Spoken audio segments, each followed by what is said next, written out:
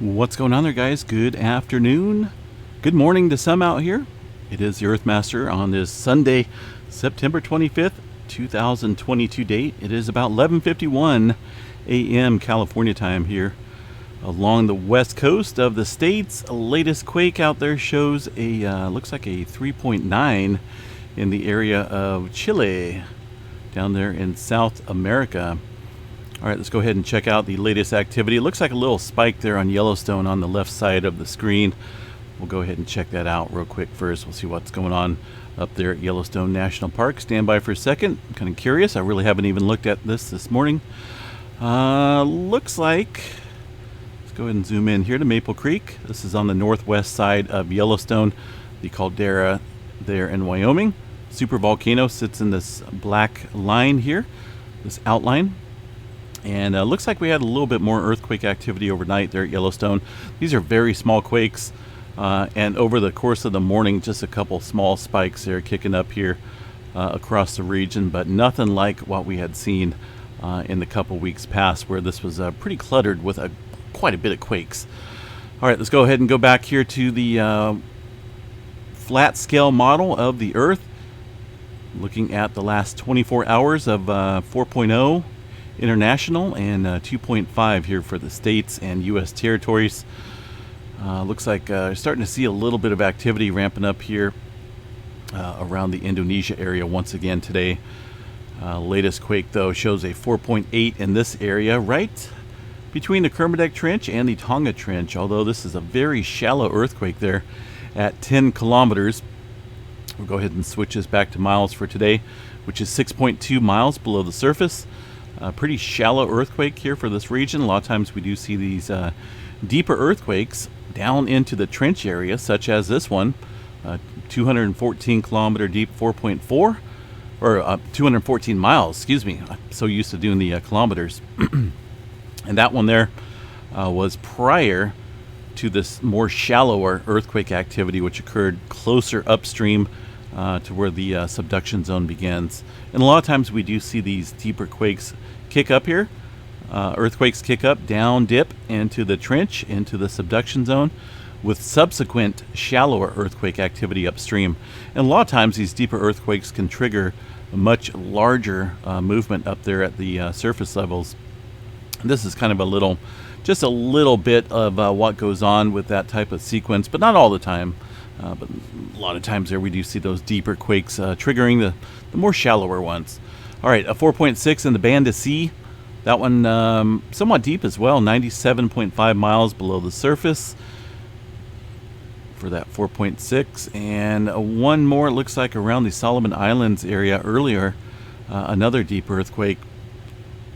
Looks like a 4.5 at 79 miles below the surface. So a little bit of uptick here and there around the kind of the western portion here of the Pacific Plate. The Philippine Plate itself up here, we've seen some movement as well. Just off of that, looks like into the Philippine Trench here, the southern end for that 5.1 at 83 miles down into the subduction zone. Up north, one activity outside of the Japan area. This one pretty shallow, 6.2 miles there for that 4.9 east of Taiwan. The Mariana Trench and Izu Trench over here looks all pretty quiet for now. Same for the Japan and the Kuril-Kamchatka Trench up here around the Sea of Osk. Looks like a 4.8, one of the latest quakes here in this area off the coast of Russia. Actually, it looks like it's right there on land. 4.8 at 6.2 miles below the surface. So a little bit of adjustment going on down here along this, or up here along this area. The Aleutian Trench over here to Alaska looks pretty quiet. Not a whole lot going on there today. We'll bring up the all magnitudes here for this area and see if we can see if there's any other swarms kicking up here. This is very typical movement throughout the Alaska region. I don't see anything spectacular. A lot of microquakes up there in Alaska today, but no major movement. The West Coast, a little bit of activity kicking up here yesterday. Remember, we had the 4.8. Looks like we did have another one kicking up overnight time frame. 1.5 at 10 miles below the surface. Now that is a subduction zone quake of the Cascadia. Still watching this area pretty closely. We've been seeing a lot of swarming, or a lot of trimmer activity up here along the Oregon area, about the southern, central part of the Cascadia.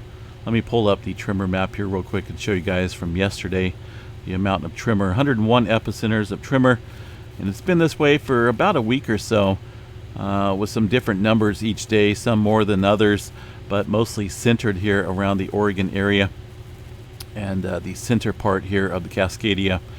And just kind of watching that. It does build up quite a bit of strain when we see that trimmer activity. But a little bit of quake activity upstream, further up towards the locked area of the Cascadia megathrust zone, with that 1.5 overnight just outside of Eureka. Pacific Northwest, pretty much assume nothing's going to pop up here on the map unless it's above a 2.5 USGS for whatever reason. Doesn't want to show any activity through the Pacific Northwest. Yellowstone, they pick up California, yes, but for some reason these areas here, Yellowstone and Pacific Northwest, maybe even Idaho, they don't show anything unless it's 2.5 and above, even though this is the all magnitude map. But they'll get to it tomorrow, I'm sure.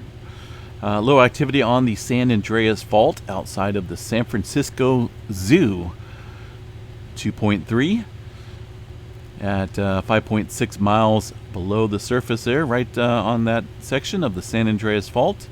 A little bit further down along the creeping section, got a couple small microquakes on there as well, but a 2.7 there in the mix. Looks like just off the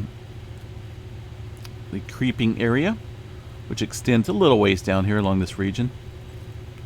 Not a whole lot going on through the Mammoth Lakes Long Valley supervolcano or the Ridgecrest area. Just a couple spotty earthquakes, it looks like, there through that region. Down here in the southern part of the state, not seeing any major swarming activity, but we are seeing a little separate swarm here off the San Andreas Fault, the southern end, the southern segment, the locked one that's been locked for over 300 years, not producing any major earthquakes. So this is going to be the segment here where a big one kicks off one day. So we're seeing a little bit of microquake swarming here in this area. Looks like these are all fairly shallow earthquakes. They're about 1 to 3 miles below the surface, and we've seen this happen here last week. I believe that's in that same area. Let me see here. Pull up the last 7 days. Well, I think I see it underneath there. Let me pull back the last 30 days of all magnitudes here. Hopefully I don't blow up my computer. Boom. Okay, here we go. So it looks like it's outside of that little swarming area that we've seen over a week ago now, which was still on the North American side of the plate boundary here.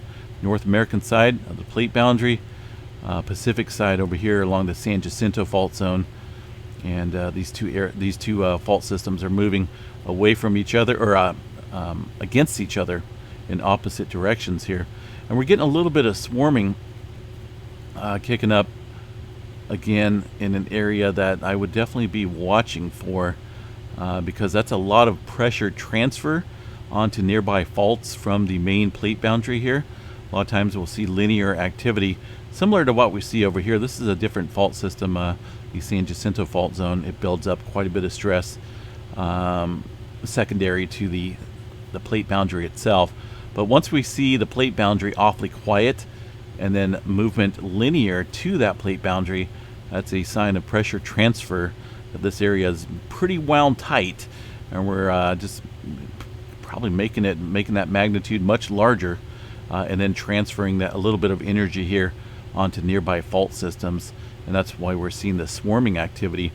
Last week, when we did see that swarm activity kick up here around the Cottonwood Mountains area, we noticed increasing activity around the southern end of the San Andreas Fault, right there, just off of it, around the Salton Sea area. Looks like we did see one 724. That was yesterday at 1.8.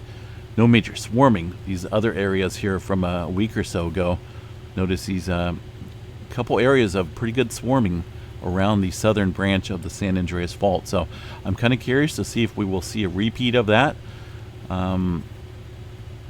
here soon, considering we've seen this activity kicking up. Looks like today so far, morning, and some recent quakes there in this little new cluster of earthquake activity around the southern branch of the San Andreas Fault. So we'll keep an eye on it for sure. See what the day has in store. Not a whole lot going on throughout the rest of the country. Looks like one earthquake out there around the Appalachian Mountains, but looks like a 1.9 just outside of the Great Smoky Mountains area. One of these days I'm going to get over there. Haven't really explored too much eastern part of the country. Furthest east I've been Ohio, but down south not so much. Louisiana, I was out chasing some hurricanes a couple years ago. Speaking of hurricanes, looks like Florida is going to get hit here by a hurricane. We'll check out that map here in just a little bit. Going to cover that as well. But earthquake activity, some movement around the Caribbean plate overnight. Not a whole lot of swarming going on there at Puerto Rico yet, but that we should see that kind of kick back up. It's been awfully quiet over the past couple days in this area. The rest of the world, looks like South Sandwich Trench. This one here is from yesterday, 5.0. A little bit of movement around the Mid-Atlantic Ridge, and also over here around Iran. That earthquake coming in. Looks like earlier this morning time frame, a little 5.0. Let's see, in the mountains it looks like, along that plate boundary. One earthquake over here around France, looks like. A little 3.3 coming in. I'm surprised the USGS is reporting that. See that? It's pretty crazy. 3.1 miles below the surface, it looks like a few folks reported feeling that earthquake. A little bit of movement up, way up north too, around the Greenland Sea. Looks like a couple of those earthquakes there this morning time frame. Let's see what else we got. We checked out Yellowstone. Not a whole lot going on. Let's go ahead and check out the weather real quick here, and check out a couple different models of the potential for Hurricane. Who is it? I haven't really even been following it all that much. I know it is expected to kind of lean towards the Florida area. Or is it Hurricane Ian? Let's see if we can bring that up on the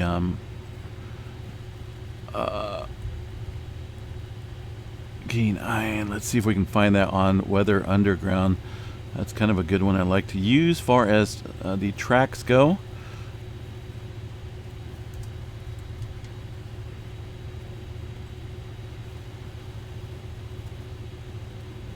I guess it's a tropical storm currently.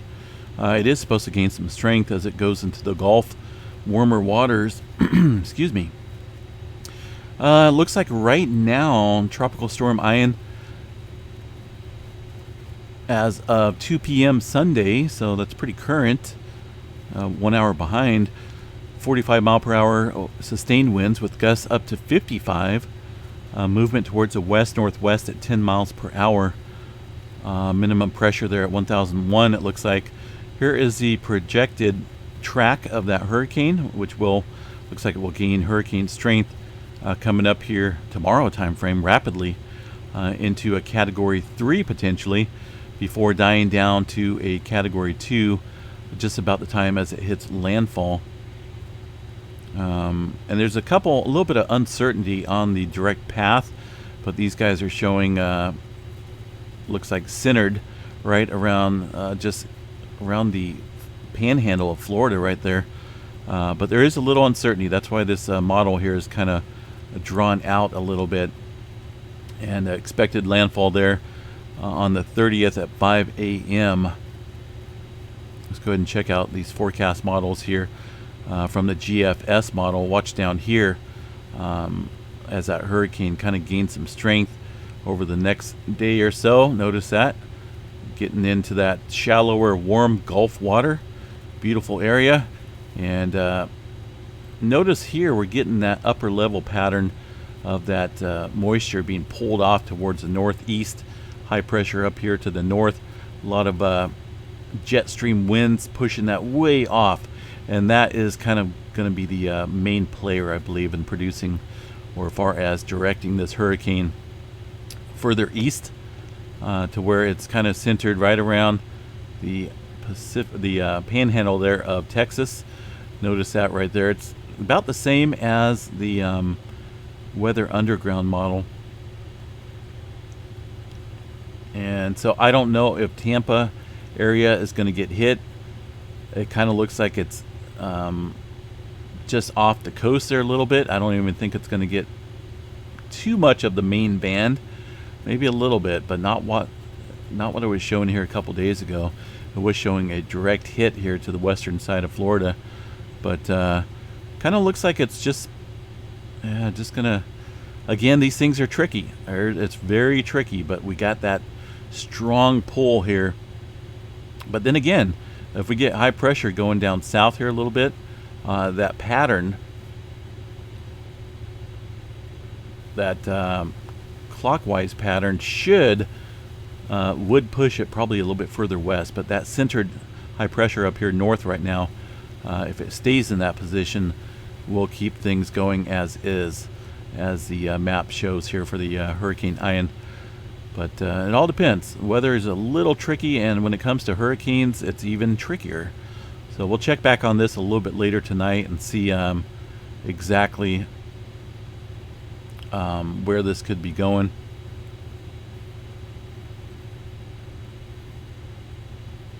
Check this out here real quick and see what these guys are showing here. Kind of hard to see on this map. Here's a little bit closer view. You got Florida right here. It's a little outline. Kind of hard to see, I know, but this here's the state of Florida. This is the GEM model, looks like, and it does take it pretty darn close. This model shows a little bit closer around the Tampa area, western portion of Florida. Notice that right here, and this here is normally the strongest area, that northeast section of the hurricane, the strongest winds, the most convection right there. So we'll watch that as that kind of scoots up into that area. See, this model here shows a more eastward path for Hurricane Ian, but we'll keep an eye on it, and we'll do another update a little bit later on. See, there's that little window of uncertainty. It could even go over here a little bit west towards the Alabama area. In fact, that's kind of what it was showing yesterday, a little bit more centered portion here right around the panhandle and up into Alabama. But things change, and it's all going to be dependent on that high pressure system up north and the upper level winds, whether it's going to pull this system more east or not. But we'll check back on that a little bit later on, folks. Let's do a quick check of the space weather around solarham.net website, and things are, I don't think we're up in the red category. These guys are just, maybe they're busy this weekend. Things are looking green across the board, and no major solar sunspot activity currently. Let's go ahead and look at the current magnetic fields here of the sunspots, and there's not, there's some good sized sunspots out here, but they're not looking all that dynamic. This new sunspot that's coming into Earth view here doesn't even look all that impressive. That's 3110. And to be honest, it doesn't look all that likely that we're going to see any major flares from any of these sunspots at all. Maybe if we get some C flares, we might get some C flares, but as far as M flare goes, I don't think so. Here is the current over last 24 hours or so in this box. A little bit of little minor C flare category rays kicking up here on this chart, but I don't think we're going to see anything major, folks. Should be pretty mellow. They do have 3107 here. Let's see, hold on a second here. Let's see what these guys have. 3107's down here in this mix. They have it in the red, so let's go see what these guys are talking about. When was this put out, though? Looks like 21st, a couple days ago. They have this set as a beta gamma magnetic class. Looking at this field, yes, but I think that's changed a little bit. far as a recent updated imagery goes. Excuse me, got hiccups. It never fails. Let's see, zoom in here a little bit. See, it doesn't look all that complex here. Looks like it's dying off. So,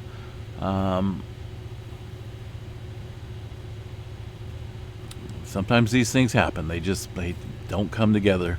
But they do have it up here on the potential for a 75% chance of a C flare, M flare 25% chance, and an X flare around X flare around 5% chance.